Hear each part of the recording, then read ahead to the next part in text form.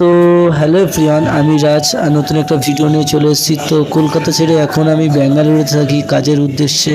আর এখন কলকাতার সময় চলছে 10-12 বছর বাচ্চাদেরকে ধর্ষণ করা হচ্ছে, এরকমই খবর আমি আজকাল খুবই দেখতে পাচ্ছি ফেসবুক ইউটিউবের মাধ্যমে।